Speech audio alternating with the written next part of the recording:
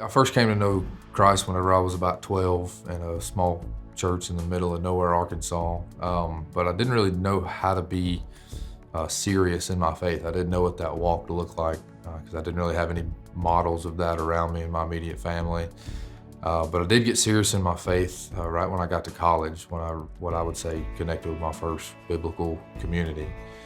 I found a group of guys that were in a similar situation as myself. We connected, we learned how to disciple one another, and that's where we really started growing and sharing our faith and developing in our walk with Christ. When me and my wife married shortly after college, we moved down here and we didn't know anybody. We moved down here for work, and it was just kind of us two figuring out life together, and we didn't really have anybody to do that with.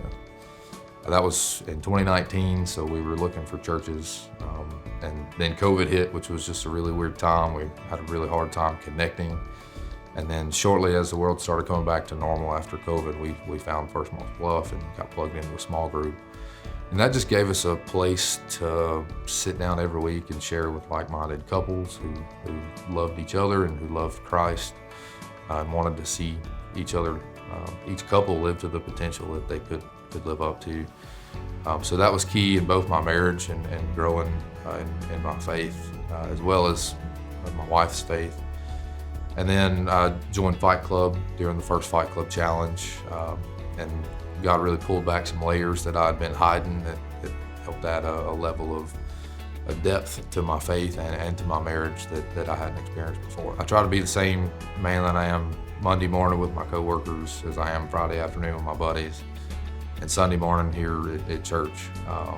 I try to be an open book and to just share what God's doing in my life. And I think by being that open book, it allows people to just see a glimpse of what God's doing in me, just that raw, real fact of life, what's going on. Community's been huge for me. I would say it's a game changer. I've seen it on both sides, both healthy community and unhealthy community. My grandpa always told me when I was a kid that if they would lay down with dogs, you come up with fleas, and I found that to be true.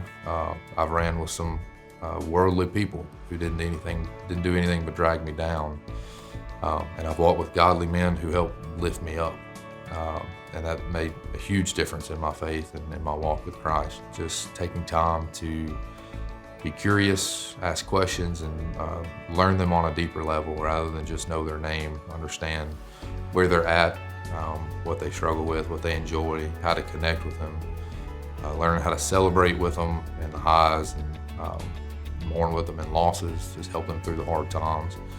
Rather than just being surface level, actually get to know people and invest in them, whether that's offering a nugget from scripture or just sharing something that God's done in my past that's helped me through a similar situation. Just finding time to look into their lives and let them know that somebody cares.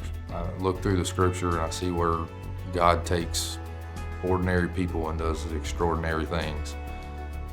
Peter was a fisherman and Matthew was a tax collector, and I feel like I'm just a good old country boy from South Arkansas, but God's put me a place and He's given me skills and put me in front of people where I can connect and invest in people and take part and be in the hands and feet of Jesus through the community, and it's just an exciting thing to live through.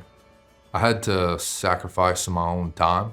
I had to realize that relationships don't always come easy, and that other people's needs sometimes mean me sacrificing things, whether it's time, whether it's things that I wanted to do in my personal days or even financially and sometimes. But I realized that if you want to invest in people and you want to make a difference in their life, that comes with some skin in the game. Towards the end of 2023, me and my wife had we had our first pregnancy. We were super excited to be new parents. That was super exciting thing for us, and shortly after we found out that it was an ectopic pregnancy and we couldn't keep it. My wife had to have emergency surgery, and that really led to a spiral for me in my spiritual walk. I was mad, I was confused, I didn't understand. I questioned a lot of things, and it was a hard place. Brian has a sermon for a while back that talks about the different stages of your walk, and One of them was the wall, and I felt like I was at the wall, and I kept telling my group that I feel like some days I'm climbing up the wall and other days I'm laying on the ground looking up, trying to figure out how I can get past this.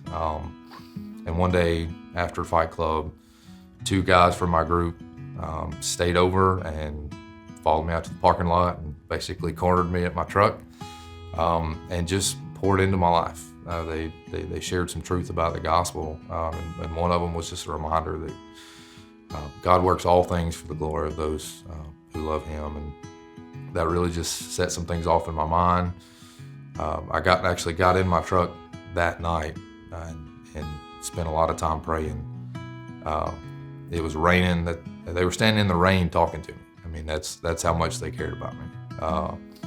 And when I got in my truck, I just cried out to God, and for the first time in over 6 months, when I finished praying, I finally had peace. I didn't hear any voices in my head. I didn't hear any noise from the world. It was just a peace that I can't explain. If you're left to your own devices and your own will, and you're just walking through life without somebody to lead and guide and correct you, it's difficult to live up to what God's called us to live up to. Sometimes it's easy to get in our comfort zone. It's difficult to push ourselves. Sometimes you need somebody to spur you along and to pick you up when you're down and point you back the right direction. Don't be afraid to invest the time. Small groups, a commitment. It really is, because I love my group, but there's times where I'm peopled out by the end of the week. But every time I push through it, I get there, I show up, and I don't regret it.